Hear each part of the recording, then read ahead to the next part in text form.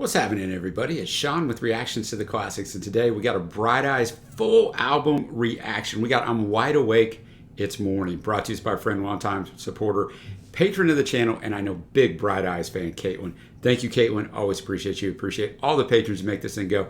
Check out the Patreon link below or the Patreon link on the end screen. If you'd like to help us out anyway, we greatly appreciate it. The patrons make this channel go. We put our content every single day. I don't know a lot about Bright Eyes, but I've done some song reactions for Caitlin for another one of our patrons, and I do enjoy them. I know Connor Oberst's work with Phoebe Bridgers. That's where I first discovered him, but I never went over to the Bright Eyes side. So I'm really looking forward to listening to this album. I'll give you a little bit of background on Bright Eyes and this album, and then we're going to jump in. Bright Eyes is an American indie rock band founded by singer-songwriter and guitarist Connor Oberst. It consists of Connor, multi-instrumentalist and producer Mike Mogis, arranger, composer, and trumpet and piano player Nate Walcott. This was his first album that he was with Bright Eyes, and a rotating lineup of collaborators drawn primarily from my hometown, Omaha's indie music scene. I was born there and lived there until I was 13. This is their sixth studio album, released on January 25th, 2005 by Saddle Creek Records, the same day as their seventh album, Digital Ash and a Digital Urn. This album went to 10 in the US, 23 in the UK. It sold 600,000 copies in the US. That is pretty strong. Metacritic, which takes all the critical ratings and puts them into one grade, gives it an 85 out of 100. That's an incredibly high score. NME, 8 out of 10. Pitchfork, 8.7 out of 10. Year-end rankings for the year 2005. Blender had this at 4, Metacritic at 17, Q Magazine at 5, Rolling Stone at 8, and Time at 10. It was also ranked at number 50 on Rolling Stone's list of top 100 albums of the decade and 31 on NME's top 100 greatest albums of the decade. Boys and girls, all that means in summation is this album has a ton of critical accolades, so really looking forward to it. All tracks are written by Connor. We're about to jump into it. I will tell you, this album is so well thought of and sold so well. The other album, Digital Ash and a Digital Urn, was not well received critically, so I'm glad that Caitlin chose this one.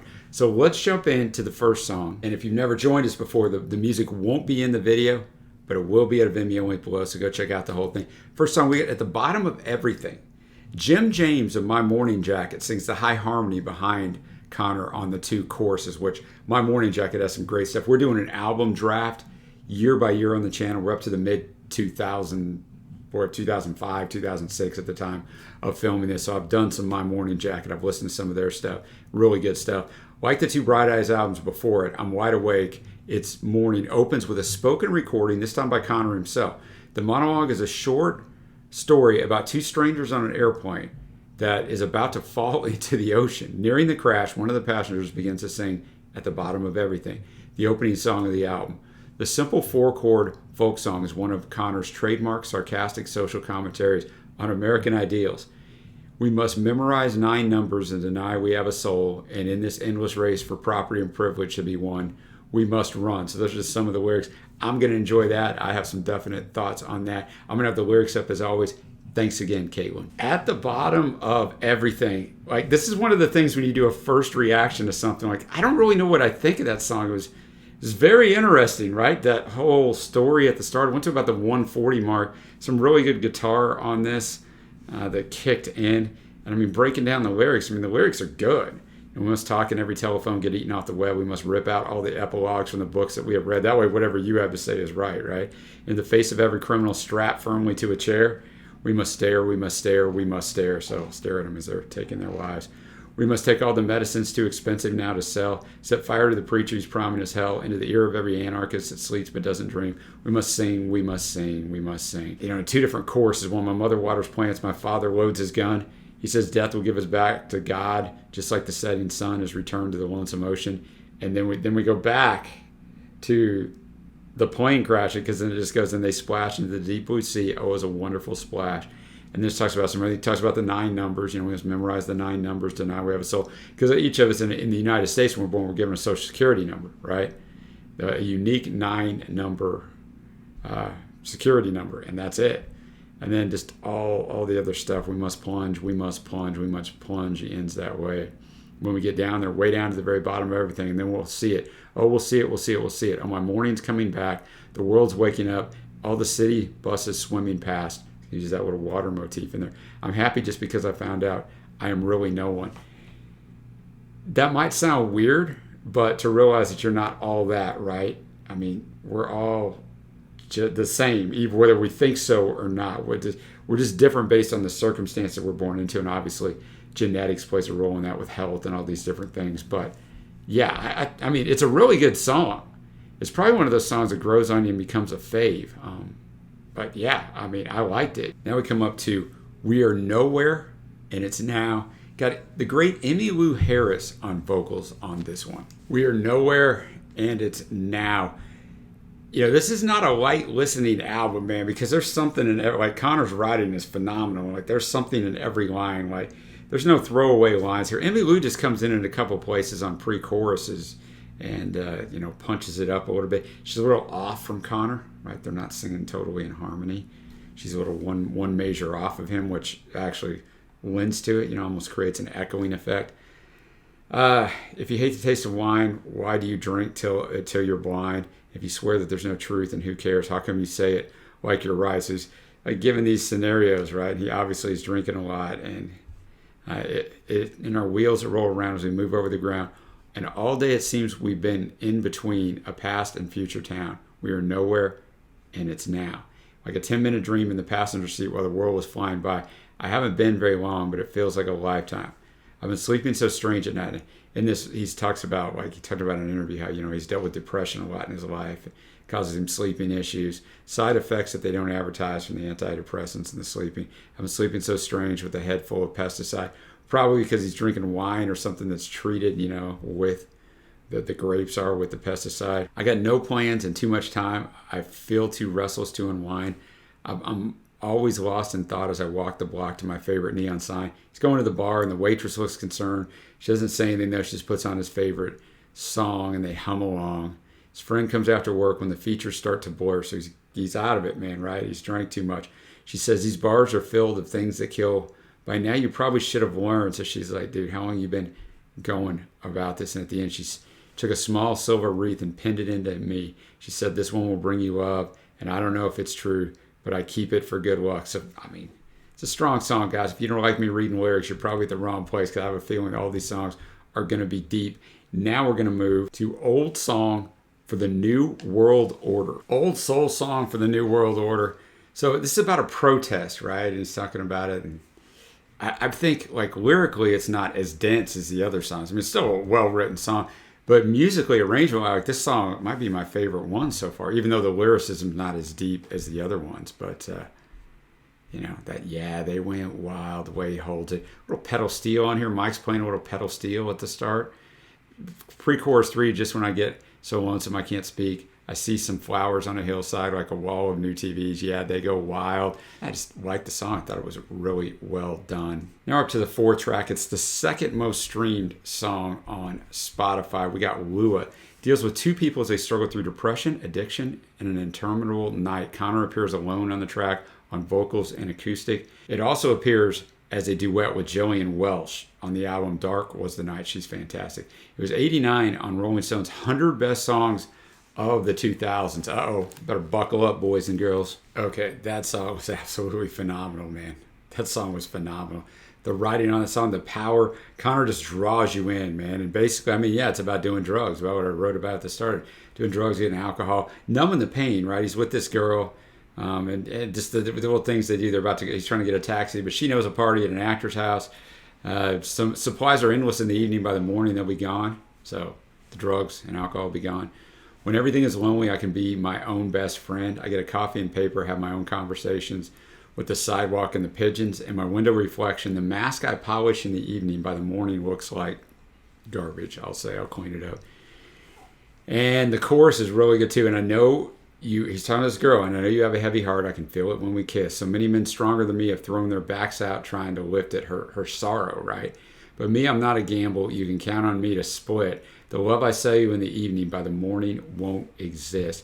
His guitar playing it all just works. And telling her she's looking skinny like a model. She keeps going to the bathroom so he knows what she's doing.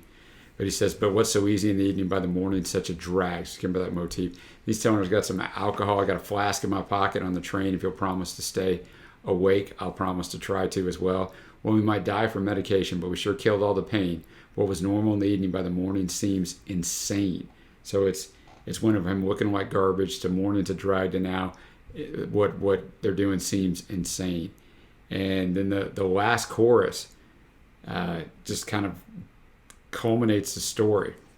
And I'm not sure what the trouble was that started all this. The reasons all have run away, but the feeling never did. It's not something I would recommend, but it's one way to live, because what is simple in the moonlight by the morning never is. It was so simple in the moonlight. Now it's so complicated. So it was so simple in the moonlight.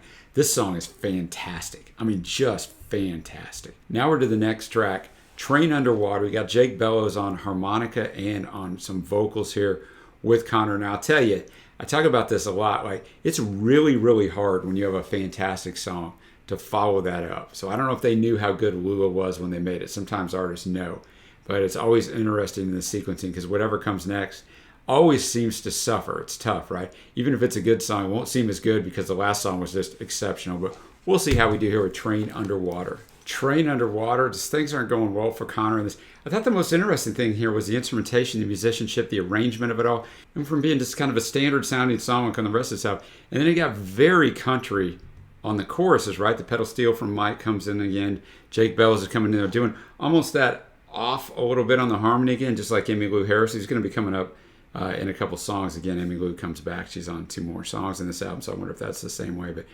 really like a tale of 2 songs, like a normal folk sounding song, sort of folk rockish, real light rock in there, into a country song. So that kept it interesting. Extended instrumental coda to run this thing out as well. But to basically talk about things aren't going well. He's in New York City, where I read that he was living during the writing of most of this. And the first verse is like she's falling to her death, like she's dead. And then second verse, I always get lost when I leave the village, so I couldn't come meet you in Brooklyn last night. If you've ever been to New York City, it is absolutely ginormous. I could see you getting lost. Then that chorus, but I sing glory from my lowest, and I will say peace to the people I meet while the world waits for an explosion, that incident of life that wipes the slate clean. Because you always got these doomsday prediction people, right? And it obviously never comes true, because I'm still sitting here and you're still watching this. But and then the post-chorus, don't be fooled, no, don't get lied to. Love was always cruel. And don't act strange. Don't be a stranger. It happened to me. Now it's happening to you. But if you take that train underwater, then we could talk it through. I'm reading that might be several routes of the New York City subway system go underneath the East River. Someone's coming from Brooklyn to speak to him in person. So I didn't pick that up. That's what the Genius people said, the lyrics that I use. So that sounds right. But I mean, once again, we're halfway through this album. A very well-written song. Now we get to the most commercially successful song on this album, and by far the most streams, 250 million streams. First Day of My Life. It's a single, went to 37 in the UK, 266 on Pitchfork's top 500 tracks of the 2000s. It says here it's been used for multiple commercials, so maybe I'll know it when I hear it. Went silver in the UK. That's 200,000 copies sold. That's a bunch. First Day of My Life. I did not know this song. It's a wonderful song.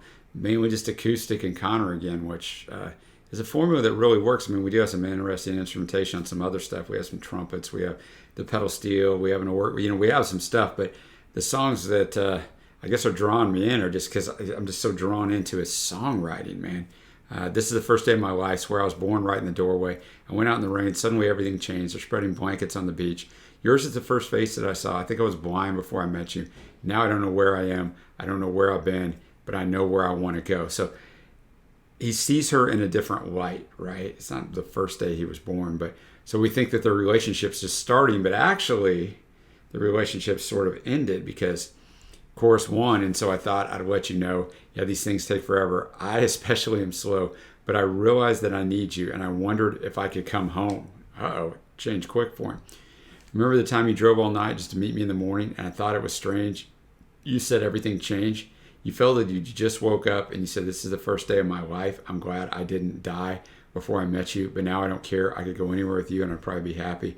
So, chorus 2, so if you want to be with me with these things, there's no telling. We just have to wait and see. But I'd rather be working for a paycheck than waiting to win the lottery. I read where he took a lot of heat for that line. I think he's just saying that relationships are work, right? It's like the movies, the love at first sight and you live happily ever after. I think that's all he's saying. He said, besides, maybe this time it's different. I mean, I really think you like me. I don't think he's doubting this girl. I think he's doubting himself, right? He knows he kind of can go in and out of relationships and with where he is with his emotions. So I think it's more about that, but a really good song. Not as good as Lua, though, even though it has 5 times as many streams, but a really good song. Now, I told you earlier, Emmylou Harris was going to be back. She's back for these next 2 songs. We got another traveling song. All right, another traveling song. First off, you notice very driving on here. You got 2 drummers on this song, right? You got the pedal steel with Mike. This is very country. Very country. I don't usually like country a lot, but this song was really well done. You got Jason Basil and Clark Batchley, probably butchered the names, on the drums. Nick White on the organ. Of course, Connor and Jesse on the guitar. Mike on the pedal steel. Tim Lunsell on bass. But the musicianship on here was really good. But it sounds like this fun driving song, but the lyrics tell you another story. He talks about at first he's just traveling the highways, right, changing the strings, and the cities at the break of dawn. Well, I guess the best I can do now is to pretend that I've done nothing wrong and to dream about a train that's going to take me back where I belong, which that's the part that reminded me of Johnny Cash, because I just did his last 6 albums, the American Records. So many songs on there about trains. He did them throughout his career, but on these 6 albums, it kept coming back, that motif of the train taking you to heaven, like taking you back where you belong. And then he does the oceans. He's talking about going through the oceans, just going all over, screaming at his brother on a cell phone. He's far away. I'm saying nothing in the past or future ever will feel like today.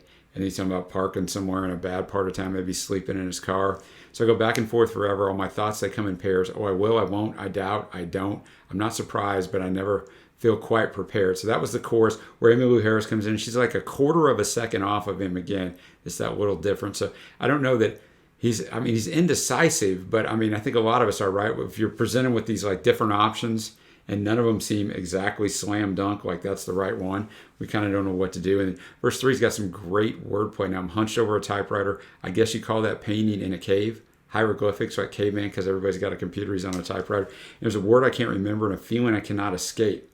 And now my ashtray's overflowing. I'm staring at a clean white page. Oh, when morning's at my window, she's sending me to bed again. So he's been up all night with writer's block, right? And maybe that depression's starting to come in, because verse 4, I dream of dark on the horizon. I dream of desert where the dead way down. Oh yeah, I dreamt a ship was sinking. There's people screaming all around. And I woke to my alarm clock. There's a pop song. It was playing loud. So is that a little commentary on the music business? I don't know. And it finishes out with the second chorus. I will find my fears and face him, or I will cower like a dog. I will kick and scream, or kneel and plead. I'll fight like hell to hide that I've given up. So I'm telling you, man, the lyricism on here is dark. It's really good. But the song itself, if you just are listening to it, you're not reading the lyrics, you don't get, like, I love the dichotomy between tough lyrics and an upbeat song. Emmylou's back for one more song, Landlocked Blues. Wow, Landlocked Blues. I saw it was originally titled One Step in Front of the Other. Man, this thing has 12 verses. It is just an unbelievable story that unfolds here, man. It's just so well written. Don't worry, I'm not going to read you all 12 verses. Although I'd like to. I could do like a 20-minute video on this song. It's so well written. It's Dylan-esque, and I don't use that if you watch his channel. Dylan is the man, and there's no one even close in the songwriting world. But wow, it's just so well done. So it's talking about the end of a relationship, right? If you walk away, I'll walk away. First, tell me which road you will take. I don't want to risk our paths crossing someday. So you walk that way, I'll walk this way. Because, it's one thing breaking up, and it's painful, but I don't ever want to really see you again, because that's going to be twice as painful, because I'm going to be reminded, or, oh no, what if I see you with somebody at like, and the future hangs over our head, and it moves with each current event until it falls around like a cold, steady rain. Just stay in when it's looking this way, knowing the inevitable end of this relationship is on its way. And then he has a little flashback, and Laura's asleep in my bed. As I'm leaving, she wakes up and says, I dreamed you were carried away on the crest of a wave. Baby, don't go away. Come here. And it goes on. And of course, when I found a liquid cure for my landlocked blues, it'll pass away like a slow parade. It's leaving, but I don't know how soon. Then we get this guitar solo in there. Emmylou's already come in a couple times. And he's basically just saying, the world's got him dizzy again. You'd think after 22 years, I'd be used to the spin. And it only feels worse when I stay in one place. So I'm always pacing around or walking away. He's a drifter, man. He's got to get out of that place. Maybe if I change my location, my circumstance and attitude will change. That hardly ever works, but I've tried it before in my life. And then one of the verses, he said, but it all boils down to one quotable phrase. If you love something, give it away. So he's just still having issues, right, with her being gone. A good woman will pick you apart, a box full of suggestions for your possible heart. But you may be offended, you may be afraid, but don't walk away. Don't walk away. And then verse 10 is really good. But greed is a bottomless pit, and our freedom's a joke. We're just taking a piss. And the whole world must watch the sad comic display. If you're still free, start running away, because we're coming for you. So now it gets into a little more social commentary. And at the end of it is just like, that's just really good. Verse 12, you'll be free, child, once you have died from the shackles of language and measurable time. And then we can trade places, play musical grace. Till then, just walk away. And the last chorus 2 comes in at the very end. So I'm up at dawn, putting on my shoes. I just want to make a clean escape. I'm leaving, but I don't know where to. I know I'm leaving, but I don't know where to. Just continuing that motif of changing places. But that song was epic songwriting, I'm telling you. We've got 2 songs left. We got Poison Oak. Poison Oak. I mean, I'll get into this at the end of this album. I won't get into it all now about Connor's songwriting, but man, I'm telling you, it's next level, man. It's freaking next level. Verse 2, he says, in Polaroids, you were dressed in women's clothes. Were you made ashamed? Why'd you lock them in a drawer? Well, I don't think that I ever loved you more. And he said in a live performance, and I watched the YouTube video, he did say this, before singing this song, he said, this one's about my gay cousin that killed himself when he was 23. And then just talking about stuff, you wrote bad checks just to fill your arm. I was young enough, I still believed in war. What the poets cried themselves to sleep, and their tearful words would turn back into steam. But me, I'm a single cell on a serpent's tongue. There's a muddy field where a garden was, and I'm glad you got away, but I'm still stuck out here. My clothes are soaking wet from your brother's tears. I mean, that is just a phenomenal lyric right there. It's chorus 2. And I never thought this life was possible. You're the yellow bird that I've been waiting for. The yellow bird's popped up throughout this album. You know, it's kind of a sign of hope, I think. In chorus 3, the end of paralysis, I was a statuette. Now I'm drunk as hell on a piano bench. And when I press the keys, it all gets reversed. The sound of loneliness makes me happier. So he's pushing into the music, right, to escape for his solace, man. Phenomenally written song. Now we're going to finish off with Road to Joy. Contains an interpolation of Beethoven's Ode to Joy. The title of the album is taken from a lyric in this song. Let's finish this thing out. Road to Joy, you definitely could hear Ode to Joy throughout there. And I think he just blended some of the lyrics to sound like that. Verse 2, I have my drugs, I have my woman. They keep away my loneliness. My parents have their religion, but sleep in separate houses. And so I thought that was interesting. And then he's just really talking all about, like, he mentions the war here because the Iraq and Afghanistan war is going on at this time. One of the verses, so I'm drinking, breathing, writing, singing every day. I'm on the clock. My mind races with all my longings, but can't keep up with what I got.